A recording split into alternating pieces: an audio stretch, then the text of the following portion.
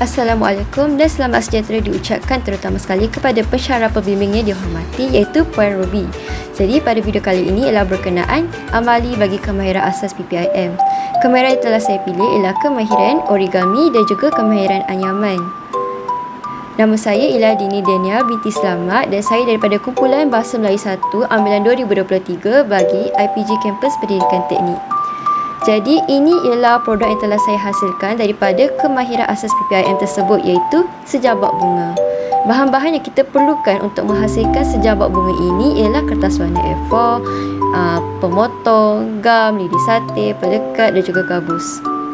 Untuk kemahiran origami lipatan bunga, apa yang telah saya sediakan ialah kertas warna A4 terlebih dahulu. Saya lipat kepada dua bahagian dan juga saya telah buat garisan bagi setiap jarak sebanyak 5 cm untuk memastikan kelopak bunga yang terhasil pada akhir produk ialah cantik dan juga kemaslah. Jadi setelah saya potong semua garisan tu, saya letakkan gam pada hujung kertas supaya bila saya gulung nanti dia kemas. Bila saya dah selesai gulung, saya pastikan tengah-tengah bunga tu ada lubang lah dan juga saya kembangkan juga setiap kelopak bunga tu. Jadi untuk bahagian tengah tu saya akan hasilkan tunas. Tunas ni kecil je, jadi saya potong satu A4 tu kepada 4 bahagian lah sebab nak kecil je. Jadi sama juga langkah dia seperti langkah membuat bunga. Saya gam pada hujung dan gulungkan sebelum saya masukkan di bahagian tengah bunga. Jadilah tunas untuk bunga kita. Saya hasilkan 4 kelopak bunga, 4 bunga lah untuk sejabak bunga ni. Jadi sebenarnya saya akan buat batang lah bagi bunga tu. Saya hanya gulungkan saja lidi sate pada kertas warna A4 berwarna hijau. Seterusnya untuk jabakan bunga yang melibatkan kemahiran anyaman. Pertama sekali kita memerlukan gabus lah untuk kita cocok bunga yang telah kita hasilkan dekat gabus tu. Jadi saya kemaskan dan saya kembangkan bunga-bunga tu sebelum saya cocok dekat gabus tu lah. Saya susun mengikut warna-warna yang bersesuaian. Dan saya juga menggunakan pemotong untuk mengemaskan gabus tu. Jadi setelah selesai, saya telah mula untuk membuat jabakan dengan melipat bahagian kiri dan kanan kertas warna. Setelah saya lipat mengikut saiz yang bersesuaian, saya lekatkanlah pada bahagian tepi gabus tersebut dengan pelekatlah pita pelekat ni. Jadi saya kemaskan dulu sebelum saya betul-betul lekatkan. Itu baru lapisan yang pertama. Untuk lapisan yang kedua bahagian kiri dan kanan, saya menggunakan kemahiran asas PPIM iaitu anyaman. Jadi untuk mendapatkan anyaman yang cantik, saya telah mengukurlah setiap 2 cm pada kertas tu sebelum saya mengguntingkannya. Jadi anyaman yang saya hasilkan tu akan cantik, seragam dan juga kemaslah. Saya buat di bahagian kedua-dua kertas untuk bahagian kiri dan kanan jabakan bunga ni.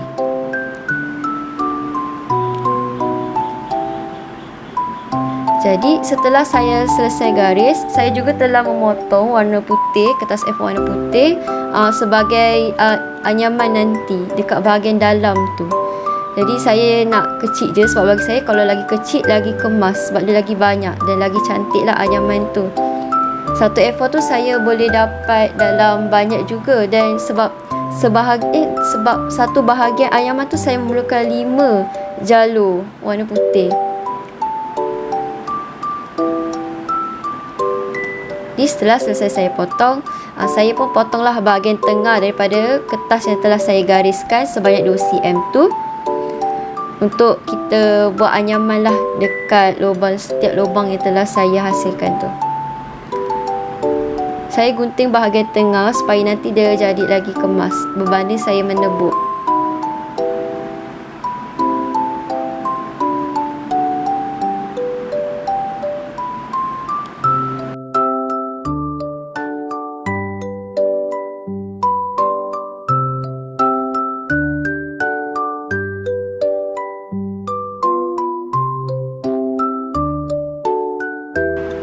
Ini agak ambil masa sebab saya nak betul-betul kemaskan lah anyaman tu.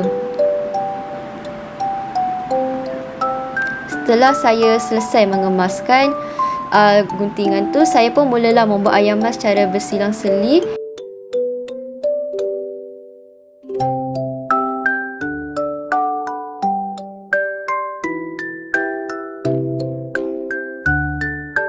Jalur yang saya gunakan untuk anyaman setiap bahagian hanyalah 5 jalur sahaja, sebab nanti kita akan lipat tepi dia. Kita tak guna semua pun. Jadi saya dah selesai anyam, saya pun guntinglah lebihan dia. Saya gunting dan saya lipat bahagian tepi dia untuk memastikan ada gelombang lah, macam gelembung macam tu. Sebab biasa kalau kita tengok sejabak bunga yang kita beli kat kedai pun memang ada macam gelembung-gelembung gitulah. Dia macam bukan lipatan. Jadi saya kemaskan sebelum saya betul-betul yakin untuk letak pita pelekat tu. Saya kembang-kembangkan juga setiap anyaman tu supaya dia cantik lah, nampak macam asli punya. Jadi saya teruskan dengan bahagian kirinya pula saya buat anyaman juga. Dan saya gamkan yang lebih tu sama juga seperti langkah yang saya buat dekat anyaman yang belah kanan tu. Dan untuk bahagian lapisan seterusnya saya tak gunakan anyaman, saya dah guna kertas biasa. Jadi saya lekatkan dan saya pastikan saya kemaskan terlebih dahulu, pastikan ada gelembung-gelembung dia tu, baru saya letak pita pelekat lepas saya dah yakin lah dah betul-betul kemas. Jadi setelah dapatkan lapisan anyaman, saya teruskan dengan membuat lapisan kiri dan kanan jabakan bunga tu dengan kertas biasa pula. Saya lipat tepi. Bila dah cantik, baru saya lekatkan sekali dengan jabakan yang lain. Sama juga untuk bahagian kanan, saya buat yang sama. Saya kemaskan. Sebenarnya proses ni agak mengambil masa lah, sebab saya menggunakan kertas A4 menjadikannya dia lebih kepada lipatan. Dia tak dapat tekstur yang macam sejabak bunga yang sebenar, yang bergelembung-gelembung tu. Jadi untuk bahagian tengah pun saya memotong ikut saiz yang bersesuaian. Dan saya kemaskanlah menggunakan pita pelekat.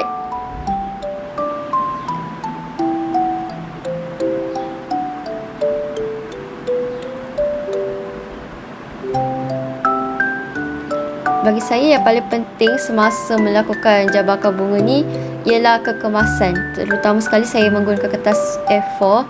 Jadi kertas A4 ni agak mencabarlah. Jadi untuk mencantikkan dan mengemaskan lagi, saya telah menggunakan ribbon untuk mengikatlah setiap lapisan daripada jabakan tu, kiri kanan tu. Pada pendapat saya, produk saya ni mempunyai banyak sangat kegunaan sebab nampak jabakan bunga.